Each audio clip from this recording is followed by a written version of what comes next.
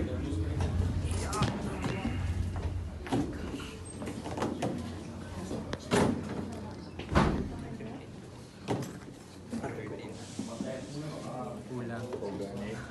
evening, everyone. Welcome to our post-game press conference. We have here Majoy Baron, Coach Rodrigo Fort, and Kim Fajardo of the PLDT High School Teachers more in straight sets against the Zeus Coffee Thunderbirds.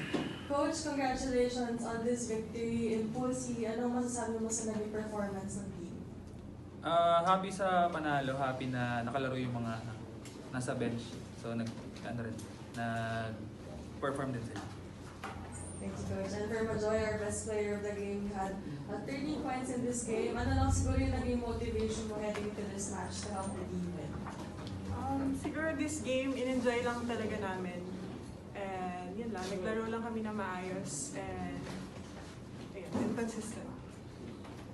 Thank you. And for Cap, ayun nga, back-to-back wins for PLDT. Tapos nakakuha niyo na rin yung momentum sa mga games nyo.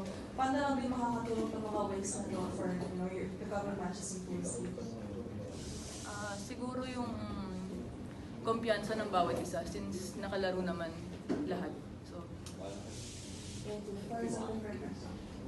For Majoy and Kim, ayun nga, pasok na kayo sa quarterfinals, pero syempre, dun sa stage na yun, knockout, ano lang yung nakikita nyo yung kailangan pa ng team para mas magtuloy-tuloy yung mga panalo?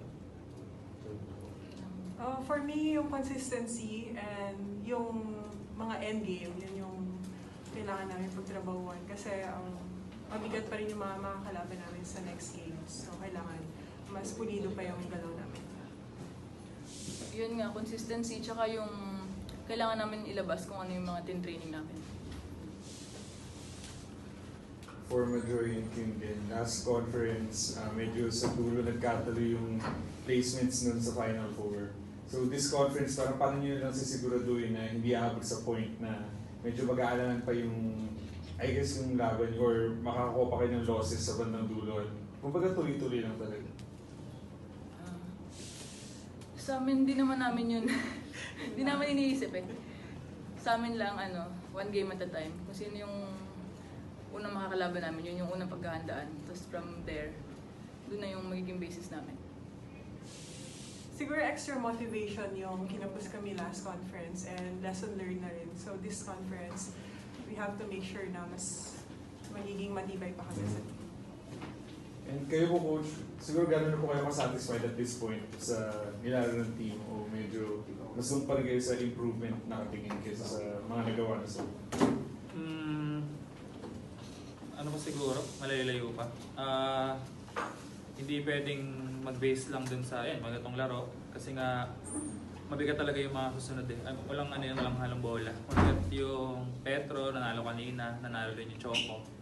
So, mahirap yung crossover sa side namin na yun nga, magkakatalo siya dun sa duluhan. So, sana makuha pa rin namin. Yun nga, Coach, you mentioned yung next game nyo is Petronas, galing sila sa 5-set win. So, ano lang siguro yung mga kailangan i-improve ng team para makuha yung panalo against Petronas? Paghahandaan pa rin, same naman. So, diyang lang talaga, kailangan namin ma-maintain yung health ng mga players. So, yung sa condition nila, kailangan ma-maintain kasi padulo na eh. So, sana umabot kami sa peak ng form ng mga players namin. Yung sa side naman ni Petro, alam naman namin na malakas sila pag naka-full force sila. So, tingnan ulit natin sa Sabado. Thank you, Coach. Thank you po. Congrats po. Thank you. Aray ko. Sila yun. Sumusunod lang ako sa kanila.